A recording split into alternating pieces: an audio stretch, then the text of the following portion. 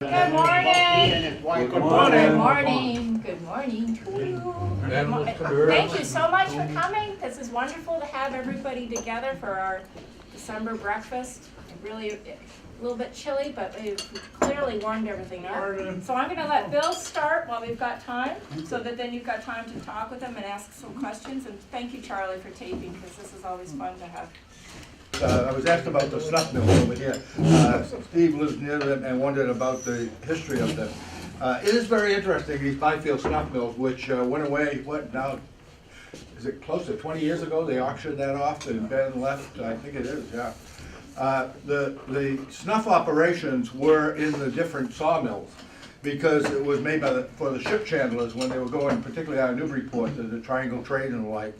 And I don't know which generation, but it was at least Ben Pearson who did Ben the Ninth. By the way, these Pearsons are descended from John Pearson, who came in 1639-ish. I think he may have been on the boat with Ezekiel Rogers, who was the first pastor, who came across in 1638, bringing, and it was the only time this ever happened in Massachusetts. He brought 19 of his families with him. Most of the towns were formed by people who came from different directions, and then they met here and they melded together. But Rowley wasn't that way. Rogers had been ousted from his pulpit. Well, he wasn't ousted. The king demanded the reading of a book of sports on the Sabbath, which was a violation of their conscience. And Ezekiel Rogers simply refused, and he was therefore disbarred from his pulpit in Rowley over in England. And when he came across from that area in Yorkshire, and they were all clothiers over there, they were very skilled at that. When he came across with his 19 families, there was something of a bidding for him here in these colonies. Massachusetts wanted him because they had this trade and this skill, and so did Davenport, who was the governor down in Connecticut, down in New Haven. And he split his company in the winter of 38, I get my dates straight here, 1638. And half of them stayed here, and half of them went down to New Haven. And among other things, Massachusetts decided to give Ezekiel Rogers a plantation. They were all called plantations at the beginning. It was Plymouth Plantation, Ezekiel Rogers Plantation, the plantation at Agawam became Ipswich, etc. Ezekiel Rogers Plantation extended 8 miles in every direction from the meeting house in Rowley. So it went all the way up to the Merrimack River, it went all the way over to Andover, it cut in part of Middleton. It was an enormous tract of land. And so out of it they carved Boxford, Groveland, Georgetown, Byfield's a parish of it. It was just an immense area that was given to them, and that's how Ezekiel Rogers began. And one of the men that came with him was John Pearson. Pearson erected that mill. You'll see it on Route 1, right where Central Street comes into Route 1. And there's a historic marker there put up in 1930 by the Massachusetts Historical Commission. They studied the Great Migration. I want to go into that a little later. But the Great Migration was a movement, the largest voluntary movement of people in history. Now, plenty of people were forced here, there, and everywhere in history, but these were 25,000 people who voluntarily left England and replanted themselves here between the Merrimack and Charles Rivers, and it became the Massachusetts Bay Colony. And at the tail end of that migration, Rogers came with those families. But in the meantime, from 1630 to 1640, 25,000 people emigrated over here and formed this colony. And one of them was John Pearson. Pearson had a number of children. One of the boys was Benjamin. And Benjamin took over the mill. And then for 9 straight generations, there was a Ben Pearson milling on the river here. It was a sawmill, right? It was a sawmill, right? Not a snuff mill. Originally. Well, what happened was, I was, just give you a little background. So Ben Pearson the Ninth was the one who finally auctioned it off. And I've known this on a personal level because I had the funeral for Ben the Eighth, and I married Ben the 10th. So I know a little bit about the whole thing, and I knew Ben the Ninth. And Ben thought he was going to have that mill go to the Ford Museum out in Michigan. And it was a choice between a sawmill, which I think was in Georgetown. Now, somebody could correct me on that, or maybe knows. Yeah, Georgetown sawmill, or Ben Pearson's snuff mill. And Pearson was hoping they would take his snuff mill and re-erect it on the Ford Museum site, but they didn't. They took the sawmill. And so, as it turned out, like I say, somewhere around 20 years ago, Ben auctioned it all off, and he more or less left the area. But his great-great, or great-great-great, I'm not sure which one, decided to consolidate all the snuff operations. And he brought them all together in what was then a snuff mill. And as I understand it, before that happened, there was no such thing as a snuff mill. There was simply the sawmills that were made snuff and ground up the tobacco on the side. One interesting story, Ben did tell me this. There was a drought, and the water levels dropped, and he couldn't grind his tobacco. He had it stored upstairs, and he didn't want it to rot, and he told me he kept turning it, waiting for a storm to fill the rivers so he could move his wheels. They just had dried up. So finally, he was either going to lose his tobacco or bite the bullet, and he said he went up to West Newbury and he emptied the sluiceways. And he filled the river for 9 days of grind, and he got it done. I think the statute of limitations has run out, so I tell that story at this point. So anyway, but Ben the 10th never went into that. So he really kind of broke the chain of Ben Pearsons who were milling on the river. But there's so many stories. There were, at one time, I think it was during, again, Ben the Ninth's father's time or grandfather's time, that there were 7 or 8 Pearsons milling on the river. And they were in competition, and they would go at night and blow up each other's flashboards, because they would steal the water, see, and then somebody would come up and blast it out, and they'd get the water back downstream, and I guess it was quite a fiasco.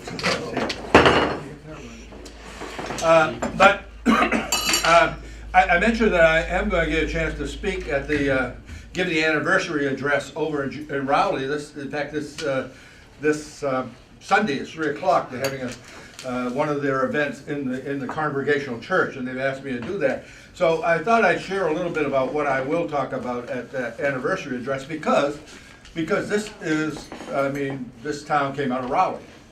It was Rowley until 1838, and in 1838 it was incorporated as Georgetown. There was some dispute about how it got its name, and some people thought it was named for George Washington or George this. And according to Jim Boynton, who was here, for many, many years, and I considered a good friend, Jim said, no. They were sitting down at Savory Tavern. They were debating this issue of the name of the town, and somebody said, "Look it's George Hill. It's Georgetown." And that's how the name, at least, is reported to have come. Whether it's apocryphal or not, I have no knowledge. You have to ask Jim in the future when we're back in the resurrection. But anyway.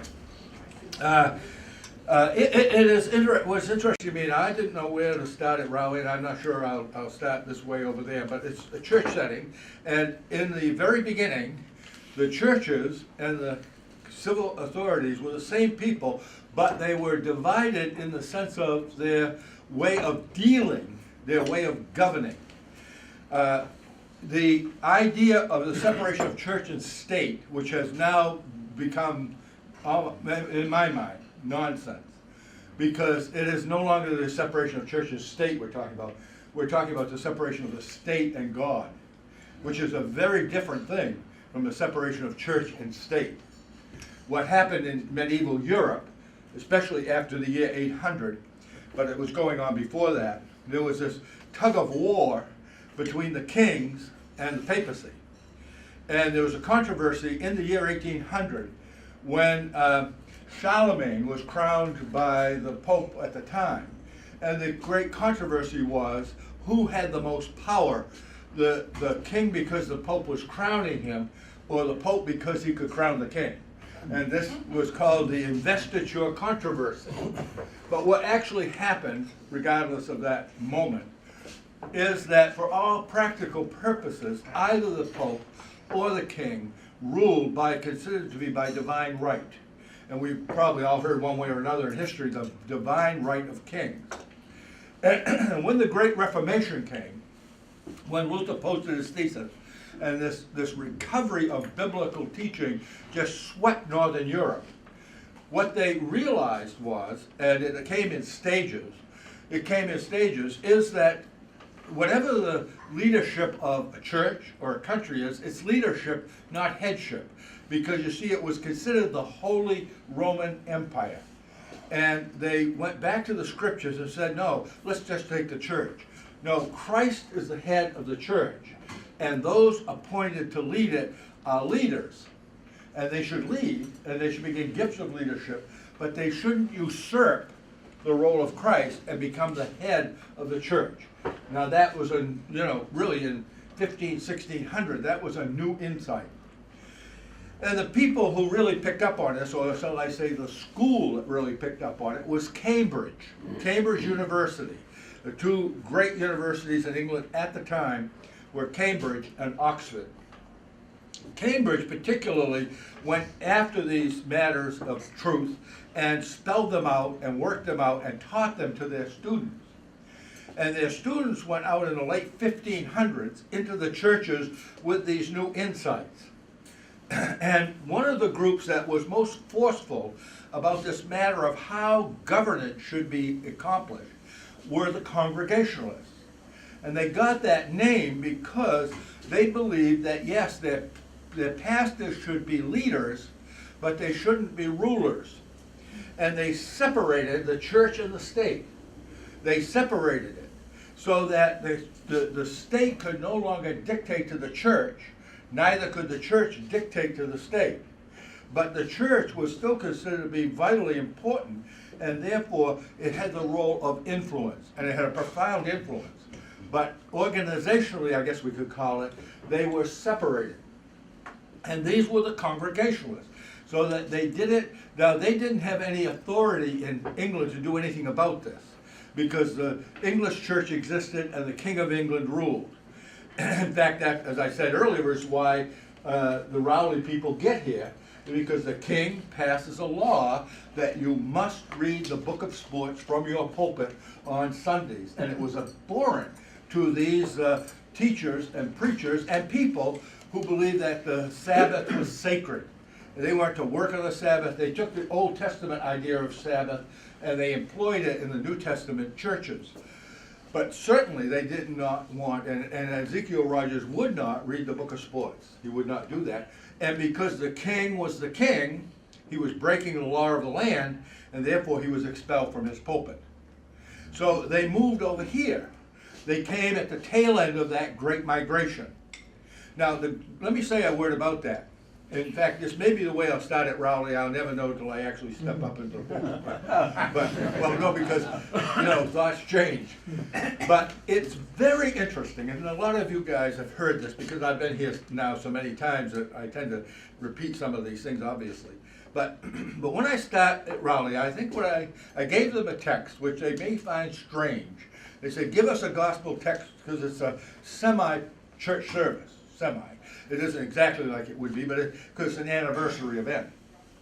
And they said, give us a gospel text. So I went into the Gospels and I took the little snippets, only about 4 or 5 verses, and you probably are familiar with it if you've not, at least heard about this, that one of the things that Jesus did in the course of his lifetime was still the storm that was about to bring a boat down with him in it and his disciples. And they woke him up. They were scared to death. They said, "Aren't you? You out of it? We're about to go down, and you're snoozing in the back of the boat. What's going on with you?" And they wake him up, and he says, "To the wind and the waves, cease," and everything calmed down. It's the story, and I believe it.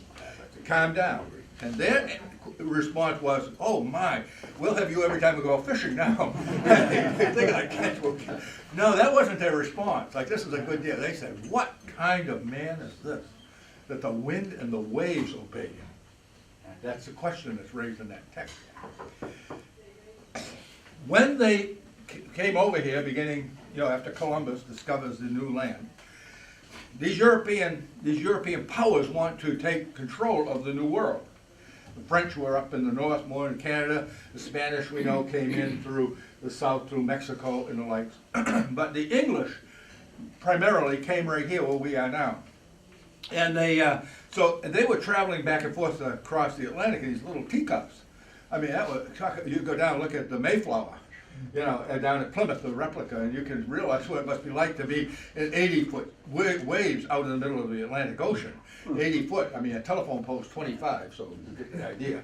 And one of my friends who captained a destroyer in World War II, I said, what's the most you've ever been in your destroyer when he was in the Pacific? He said, about 80-foot waves, swells out in the Pacific.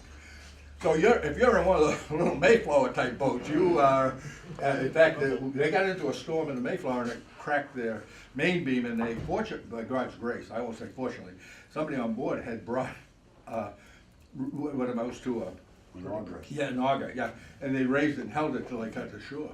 But anyway, the Spanish almost quit coming to Florida over that route because they lost, they might send 25 ships and lose 17 of them. And people were dying left and right. They almost quit, and this is in the middle 17th century, 1600. The city of Boston, under the leadership of Mayor Curley in 1930. See, Massachusetts dates itself from the arrival of those first Puritans, 1630, June of 1630. So it's on all our literature, all our signs, the historic signs, if you look at them, like the one I mentioned with Pearson out here on the highway, it says 1630, 1930. So 1630 is the date of Massachusetts. In 1629, what had happened was the king closed Parliament and wouldn't let them meet. And the issue was they wouldn't pass the taxes that he wanted them to pass. And he was angry. And he sent his troops and he closed Parliament because Parliament had the power of the purse. And the Puritans, who wanted to reform their churches, had power in Parliament.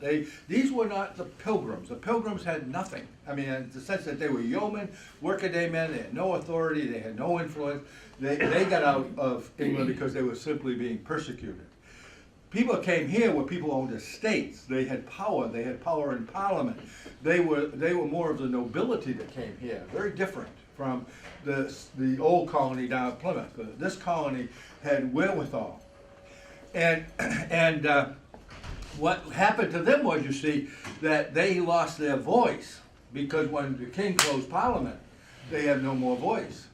And so they decide they will transport themselves across the waters and build a commonwealth of their own.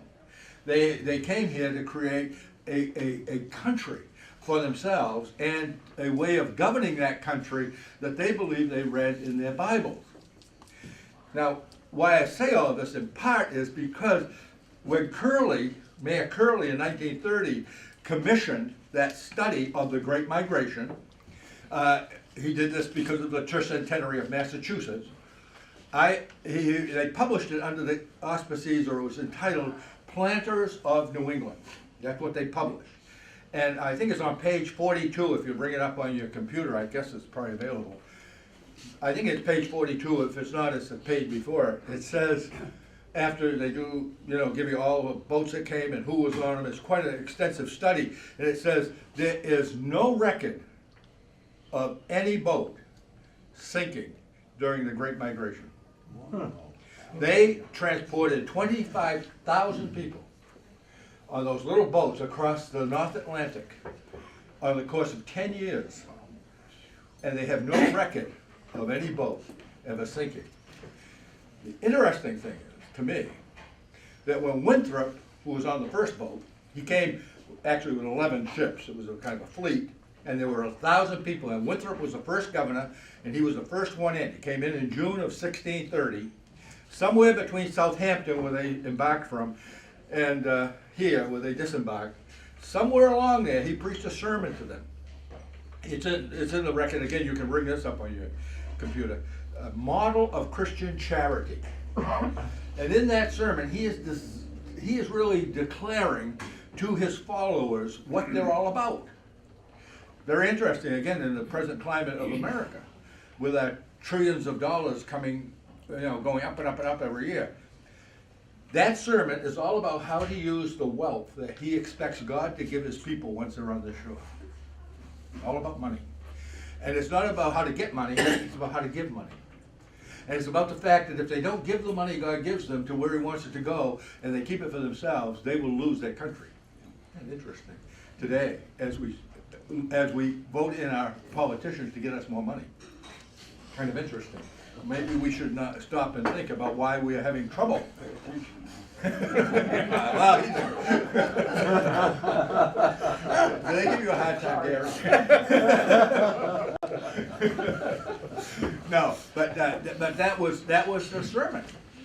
But he says at the end of that sermon to these people, this is pure expectation. It's not as if he knows the future any more than anybody else. He says, if we arrive in peace, then God has confirmed our commission to come here and do this and ratified his covenant. They believe God made promises to them he will keep. That's what they believe. That's why they've come. And he says, but whether we come in peace or not is the mark I lay down, because if this is just a whim of ours or just our own, wishful thinking, and there's no God and there's no God in this, then we might all sink at sea. I mean, why should we expect anything different? If this is our idea, well, we'll do the best we can. But he didn't say that. He said, if we come in peace. Now, he didn't mean peace with the Indians, because the Indians, and I think if you've been here at all, you've heard me say this more than once, because it's become such a mythology about how these people, not the people out west that were with the Sioux or anything, the people who lived here were at peace with the Indians because the Indians invited them to come. Masconomet paddled his little canoe out to the Arbella, that was Winthrop's ship, and asked Winthrop and his colonists to settle among them because they were being raided yearly by the Tarantine Indians of Maine, and they had lost so many braves during the great plague that hit here in 1616, only 14 years before they came. They were mostly women, few men, and helpless against the Tarantines. And the Tarantines knew it, and every year they came down and stole everything they had and took it back home. And the Indians here, the Agawams were helpless. And Masconomet lived on a little hill over here behind Canoa Golf Course. Well, you probably could see the Arbella when it pulled in. I don't think he had email. I think he must have been looking. Anyway, he paddles out and he asked if the English will settle among them because they had guns. They had guns. That's why he wanted them. And by the way, they treated him as an Englishman and his tribe, and they put him under English law. They did not run roughshod over them. They didn't treat them as if they were animals. If they did something, they were brought to court. They were tried. There were a couple of Indians that broke into somebody's house. They weren't after anything. They were cold. And the poor wife came home and they're standing by the fireplace, these two Indians, and she was scared to death. And they brought them to court and found them innocent. They hadn't done anything. They didn't punish them for breaking in to get warm. So they were sensible people. Anyway, Masconomet asked for this resettlement among them as protection. And I was starting to say that just before Masconomet died, and I think it's 1658, but I'm not sure I have the right date, but 2 years earlier, he petitioned the Great and General Court of Massachusetts to become a Christian. Now, how had they treated him in those 20 years if he went and asked to join them in the spiritual sense? I don't think they were treating him as an animal, or I've used that word, maybe overusing, but no, he must, and by the way, his grandchildren in the 1700s, the time our church was formed, have left a record that the Puritans were always here with his grandfather's liking and approval. Very interesting. So anyway, my point is that when Winthrop's talking about peace, I don't think he meant peace with them. He certainly doesn't mean peace with the king, because the king was more than delighted to see them go. They're the ones that wouldn't pass his tax laws. He had closed Parliament. They were a thorn in his side. They were standing up against him. When they went out, he was probably at the dock throwing flowers and saying, be gone. No, it was peace with the ocean. That was their great fear. Because so many boats did not make it, because it was such a hostile thing to go out on a great sea that was mostly uncharted, That was what he wanted peace with. And they came without seeking. They may have had it. If it is, it's not in the record. That's the point. So that's a very interesting point. And when they come here, they then organize their culture, their civil authority, or their government in the way they had organized their churches. And that is really very important to understand ourselves as Americans. Because in the churches, and I just said this, I won't go back into it in detail, but in the churches, the pastors were influential and teachers and well educated and all of that. Because I don't have the statistics in my mind, but just to give you an idea of how important education was, period. I believe all of their pastors were by the way, college educated. There were no such thing as seminaries. They were college educated. Most of them in the earliest days from England's Oxford or Cambridge University. They did not want to leave their descendants to an illiterate clergy, by which they meant illiterate, yes, but also biblically illiterate. And so 6 years after setting foot down here, they set Harvard College in place. Harvard was built or opened 6 years after they put their foot on this soil. And in order to show what they were doing, what they meant to do, they named it Harvard because John Harvard gave his library. That's how the name Harvard. But they wanted to symbolize what they thought they were doing by putting this school in place. And that was doing in the New World what they'd done in the Old World, had this Cambridge University that was so influential in transforming the lay of the land in England and them. So they took the name Newtown and buried it and called Newtown Cambridge. So we have Cambridge, Massachusetts today, in honor of Cambridge University, where these original pastors were trained. So anyway, they come over and they land on these shores safely, and that was the sign they had given. And so what they presumed was, and this is in a way just extrapolating from what we do know, what they did do initially was they established their civil government, their civil authorities, along the same pattern as they had developed in their churches. And because they had taken away the power of the pastor to rule the church, like a priest, but rather to teach the church and to preach the gospel, they therefore, and they would decide their matters in the church by meeting together. Everybody had a voice. Not everybody, generally speaking, it was the truth, but free men had a voice. Free men had a voice. And to be a free man in the colony, you had to belong to a church, you had to accede to a creed. But you must remember, let's put ourselves in the 17th century, not the 21st century. When you're in the 17th century, you've got a group of people that come over willingly and as a group. It isn't like you're shutting out some people. There's nobody else here. They were doing something among themselves, and they were the only group doing it. There was no other churches here or no other group. They were just simply organizing their civil life as they believed they should organize their church life. And since they had church meetings to decide everything among the congregants, they then had town meetings to decide everything among the population. So, and their magistrates, instead of being hereditary or an aristocracy, were elected. They elected their governor. They elected their representatives. They elected the people who served in the general court. So they took their church principles and they made them into a country. And we've enjoyed that for 400 years.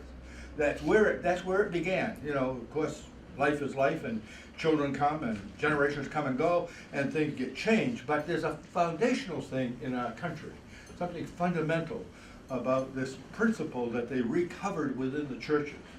So my assertion is that America is basically a church plant. Basically that. At root is a church plant. And the thing that made it work here, where they tried something like this in different places, but it worked here. It worked. It created a culture. I know the Salem witch trials seemed to be a sign to people that these were, grumpy, hateful, joyless. Especially they wanted their women you know, with long hair so they could drag them around and all of that. I mean, these mythologies go wild. But the truth is that what they did when they got here is they knew what English law was. They'd been under it. They knew what the law on the continent of Europe was. They weren't foolish, but they weakened all the laws. They may have kept the charges for what they were, for instance, adultery or whatever was a death sentence. But if you go back to the record, they did pass the sentence, but then they ameliorated it. They did not carry it out. They did not carry these things out. They lessened it. They were very interesting as a people. They realized that they had to morph, that may not be the right word, but that they had to add mercy into their legal system. They had to be able to take into account what a person was doing. For instance, and well, so many of these type stories, but our church, Byfield, which is a parish of Raleigh and Newbury, but Raleigh. Henry Sewell Jr. was a hard guy to handle, and he was in the Raleigh church back in the 1640s and 50s. His granddaughter founded our church. Our church is a Puritan church founded by a woman, which ought to tell something about the attitude of the Puritans that is really not understood. Ms. Hedda Bell Sewell married William Moody, and she founded the Byfield Parish Church. And you can walk out back of the old building, it still stands as a house, and you can read her gravestone. The Hedda Bell tells about the child that would died ahead of her. It says, settled the worship of God in this place. So a woman settled the Byfield Parish Church.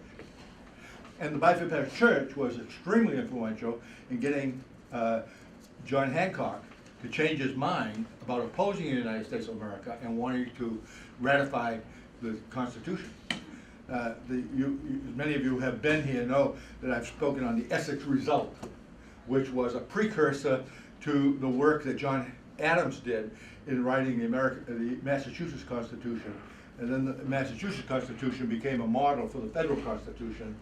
And this writer of the Essex Result, Theophilus Parsons, the son of our pastor, second pastor, when John Hancock, who was then governor of Massachusetts, did not want a United States, because that would lessen his power, because Massachusetts was the most powerful colony. And if he could keep them as a confederation of colonies and not a United States, he would be the governor of the most powerful state. But it was Theophilus Parsons and some of his friends who got Hancock to, quote unquote, see the light. And when Hancock turned around and said, yes, Massachusetts ratified, and the other colonies followed. So it's very interesting how influential that little church that sits out there in the middle of nowhere is in the course of American history. But all of that to say that these principles that we enjoy of the separation of powers, of the separation of church and state, rightly understood, which is the church does not run the state, nor does the state control the church. They are separate. They relate to each other. The church relates in a way it's intended to, bringing its influence to bear. The state does its work of wielding the sword to protect the nation. The church ought not to be the state, nor should the state be the church, but they should have this symbionts, this relationship to one another that benefits the population. And they worked it out in colonial New England. And the thing that I think made it happen, now you're talking about, I don't have a specific statement I can quote on this, but I am a Christian, and I know my life changed. And I think because they demanded authentic faith in Christ, not just churchiness, but really following him, believing him for who he was. He came from the hand of God. He was born in a stable, and you would not in any way, shape, or stretch of imagination, they think that this little baby had any hope. Born to a pregnant, unmarried girl in Israel back when the king was Herod and wanted to kill anybody who breathed the idea that there might be another king, was in a penniless family, never had a home of his own really. The foxes had their holes and the birds had their nests. He had no place to lay his head. He picks up the wrong people. He didn't go to the scholars and say, follow me, and have 12 scholars follow him around. He picked up fishermen. They stunk. it must have been quite a thing to come up to Jesus and his disciples and these 7 fishermen who just came off the boats, smelling of fish. I mean, it was the most unpromising group you'd ever want to get. And then you can just go through the whole litany of it. And then he dies. It would be like us saying, if Paul was living in our generation, saying, I know nothing among you except Jesus Christ electrified in the electric chair. Because that's what the cross was. It was the electric chair of its day. It's where you put the worst of the world. You were making a statement. You could kill a person much easier than crucifying them. Crucifying made a statement. Don't tread on me. That was Rome's way of stopping any kind of revolt or any. And Jesus, he was accused of being a king, and only Caesar was king.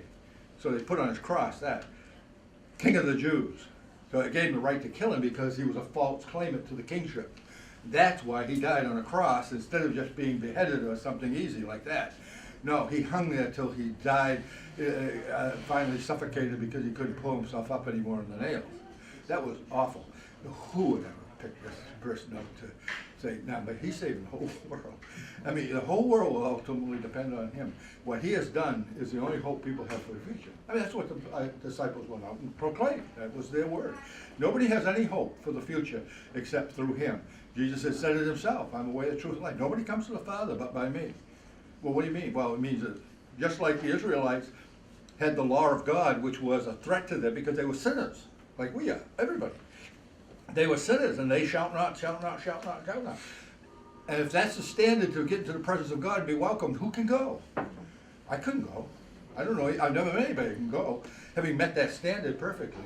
So if you're an Israelite, you knew what God did. He took a lid, and he put it over, called it a mercy seat. And the lid, law of God was covered by the mercy of God. That's what it was. That was what they saw in the temple. The law of God covered by the mercy of God. And they would shed blood on that. They would sprinkle it with blood, because without the shedding of blood, there's no forgiveness of sin. That was their Old Testament text. So if there's no forgiveness of sin apart from the shedding of blood, they had to symbolize that. And they did it by killing their lambs and covering their mercy seat with blood. So when John the Baptist says, behold, the Lamb of God, who takes away the sin of the world, he points out Christ, they know what he was talking about. And that's exactly what he did. He shed his blood to show us mercy by taking away our guilt and giving us his righteousness. And that's what these Puritans came believing, and it changed their minds and their hearts. So they could function with this kind of government that was loosey-goosey, we'd say. People meet together, they talk together, they give their opinions, they decide their matter. I mean, nobody's overruling them, nobody's reading the Riot Act, they're deciding, they're in a big debate. And nobody pushes anybody out. There's a man who's died now, he's a member of our church, but I knew him as a boy. Maybe some of you know him because we were close to towns, but he lived over in Ipswich. Oh, come on. Names when you get to, I'm 75, believe it or not, and the names, it's like a sieve in my head. The names just go just like that. You're probably somebody I went out to try and experience that. It'll pop up because they do resurface. It's like an artesian well, they bubble up eventually, I'll get it. But anyway, the point was, I knew him as a boy, and his wife told me, she now is in our church, and he was too. She said, Phil Stewart, I knew I did. Phil Stewart never voted yes in Ipswich at a town meeting on any financial proposal. But they never barred him from the door. If Phil came, they knew his vote. When he came, he listened to the whole thing and he voted no. It didn't matter what they wanted, he voted. She said he voted no on every budget item. No, if it was a raise in the budget. But they were welcome. And that's how these early Puritans did it. And I was trying to say about Sewell, who he was a little bit deranged. He would walk around during the service and argue with the pastor. And they wanted to sit down, shut up, and listen so other people can hear. I can see that. But they never threw him out of church. They tried to discipline him. But he was part of the body, and they had a marvelous way of inclusion. It was very interesting. Yeah. I see this Quaker thing over here. You keep going by that up there. Quaker Hill? Quite a long time back, wasn't it? Yeah, the Quakers came in around the Revolutionary War time. I think 1825. Yeah, just after that period, yeah. But the landscape here began to change a lot earlier than that. People from different parts of the world and all came, obviously. We're really talking about a sliver of time from 1630 till about the time of the witch trials. That's the period of time when it was pretty much ironclad that these were the Congregationalists who were here and their ideas would prevail. So I know he's watching me say Also, I just- Indians were, they said they were dying from the disease that man brought with him. Yeah, A lot of that's- the tribes died right off. that was what I was mentioning earlier. In 1616 is when the big plague happened. It swept right up the coast. It took most of the braves and Indians. Yeah. Yeah, yeah. Didn't some of the pilgrims, the next generation, sell Indians to South America? Yeah, well, yes, it was a little later than that, but yes, I mean, the praying Indians that got put on the island, yes, there was a revolt that started in 1617, but that was down in the old colony. That was the way the old colony treated King Philip. In King Philip's war, they became afraid of the Indians out here in Concord, and they moved them out onto an island of Boston because they're afraid they'd join the revolt. Yeah, but they sold some to South America. They sold some to South America. Oh, it could be. It could be. But we're talking about the grandchildren. Things change. I'm talking about the original group that came with this commission. As like any culture or like anybody, as their children come along, they weren't all agreeing and things began to change and they would have, but what they had here, usually in America, we've experienced what we call awakenings or revivals. And they would go back to these beliefs. For instance, just before the American Revolution, Whitfield, who was a great evangelist from England, and Edwards, who was a great scholar out here in Northampton, were the spark plugs of the American Great Awakening. And again, it didn't make everybody perfect. We've never been a perfect country or anything remotely like it. We've been, I think, a common grace nation. I think we've done a lot graciously to the rest of the world without asking them to pay us back. It's just grace. Common grace, though. Just, it doesn't matter who you are or what color you are, or what religion, or whether you're living out in the South China Seas and you get a tornado or a tsunami, remember that one? We sent our warships. We sent our warships not because there was an opportunity to take them, because we had hospitals on them and because we had larger capacities to feed 3,000 people 3 meals a day. And we sent them right in, Bush did, in order to help these people who have been overwhelmed with a tsunami. Why do we do that? There weren't warships coming from any other countries. Nobody else was sending all their ships in. There's something about us, that we have this spirit that's in us. And I think it came from these early plantings. And so it changed the minds. And I think that if we're talking about modern day America, it isn't bad to have a revival because it changes the heart. And really, America can't work mechanically. It only works when the hearts of the people are right. I think we're due for a big revival in this country. If we don't get it very shortly, we're gonna be down the tubes. Well, let me end with this, so you might, I am too. I'm on, I don't know if you know, but I've been preaching for 20 years now on Boston radio. The first sermon Sunday morning, as far as churches, there's tons of teachers and all this programming. But the first church really that comes on is Byfield Parish, 9 o'clock in Boston. And one of the men that's close to me who is at the station now works, he's been there about 10 years, I guess. He was a black pastor from Barbados, good friend, named Basil Yard.